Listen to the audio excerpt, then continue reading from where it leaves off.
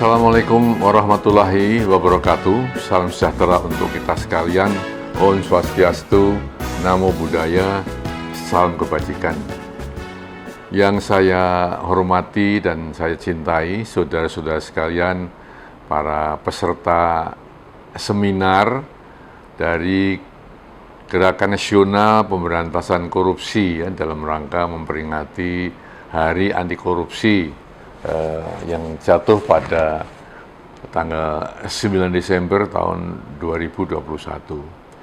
Saudara sekalian, pada peringatan Hari Anti Korupsi, hari Kamis tanggal 9 Desember tahun 2021, dalam sambutannya, Presiden Jokowi menyatakan bahwa korupsi adalah kejahatan yang luar biasa atau extraordinary crimes. Sebenarnya tak hanya luar biasa dalam hal kejahatannya ya, namun juga saya anggap luar biasa dalam segi jumlahnya ya. Nah, bayangkan saja, pada periode Januari sampai dengan November tahun 2021, Polri telah menyidik ya, lebih kurang 1032 perkara korupsi. Ditambah lagi, Kejaksaan juga telah menyidik sekitar 1436 perkara korupsi. Belum lagi, ya, kalau ditambah dengan temuan korupsi dari KPK, maka jumlahnya sungguh sangat luar biasa. Ya. Oleh teman-teman dari Gerakan Nasional Pemberantasan Korupsi, GNPK, untuk memperingati Hari Korupsi, saya diminta untuk memberikan keynote speech ya, menjadi keynote speaker pada pembahasan pusaran korupsi di kepala daerah. Nah, dalam hal ini saya salut kepada teman-teman dari GNPK yang benar-benar sangat jeli mengamati dan memilih wilayah korupsi yang langsung menyangkut pasang surutnya bangsa Indonesia untuk bergerak dari negara berkembang menuju negara yang maju. Peran kepala daerah dalam sistem ketatanegaraan benar-benar sangat menentukan. Dia yang kepemimpinannya menjadi panutan di daerahnya.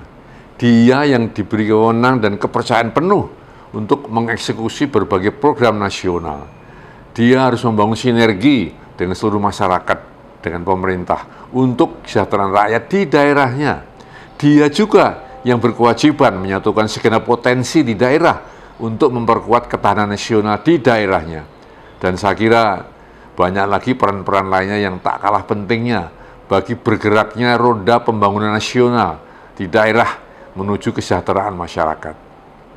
Saudara-saudara sekalian yang saya hormati, para peserta seminar yang berbahagia, alih-alih peran yang begitu sangat menentukan dapat dijalankan dengan baik, dalam kenyataannya kita menjadi sangat miris, ya, sangat prihatin menghadapi persoalan yang sangat serius tatkala begitu banyak kepala daerah yang terjebak dalam pusaran korupsi yang sangat masif.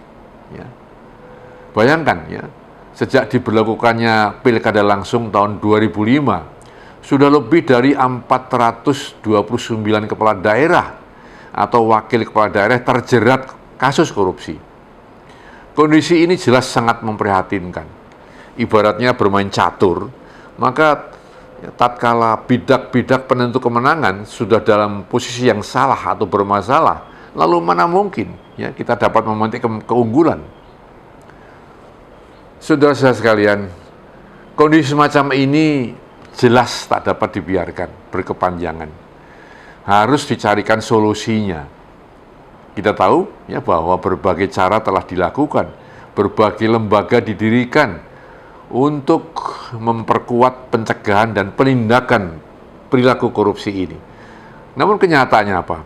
Sampai saat ini kita belum berhasil meredam perilaku korupsi di kalangan para kepala daerah. Pasti ada masalah ya dalam pilkada langsung yang merangsang terjadinya begitu banyak kasus korupsi. Dari pendekatan empirik dan teoritis, ternyata memang sangat banyak faktor-faktor yang mendorong terjadinya korupsi yang perlu kita identifikasi dengan cermat dalam praktek pilkada langsung. Di sini saya akan mencoba mencari beberapa faktor-faktor membuat ya, yang mengakibatkan adanya korupsi yang masif di kalangan kepala daerah. Yang pertama adanya greed atau keserakahan. Hal ini berhubungan dengan ambisi politik untuk masuk dalam arena kompetisi menjadi kepala daerah atau sebagai incumbent ingin menjabat untuk yang kedua kalinya. Ada greed, keserakahan, keinginan yang berlebihan. Ya. Yang kedua adalah opportunity atau kesempatan dan peluang.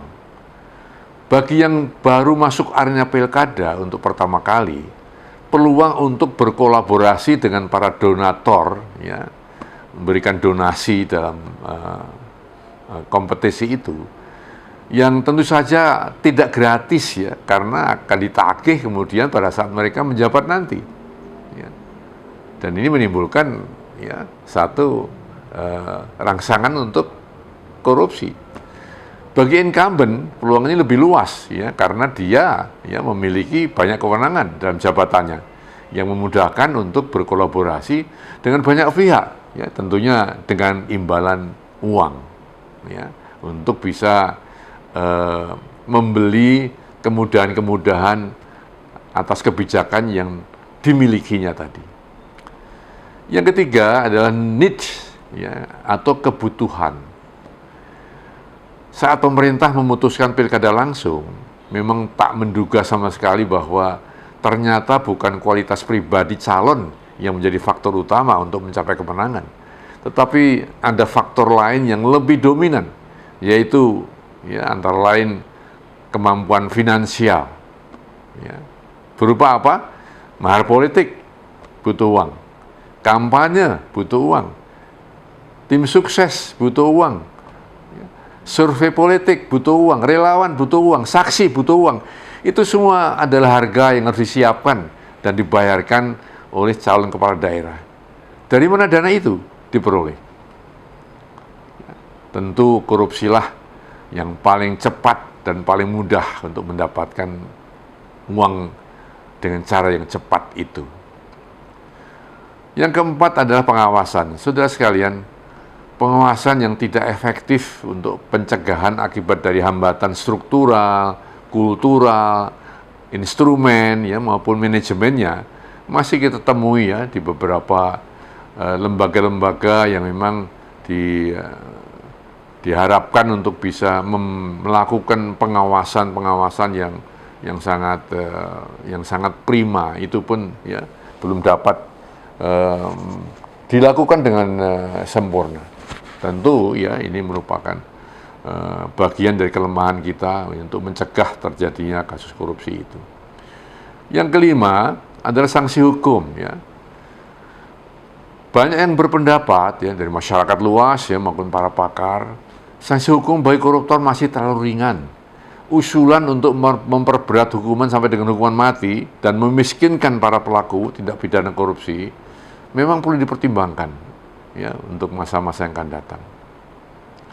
Yang keenam, yang saya kira juga sangat menentukan adalah moralitas dan integritas para calon kepala daerah atau incumbent dari kepala daerah.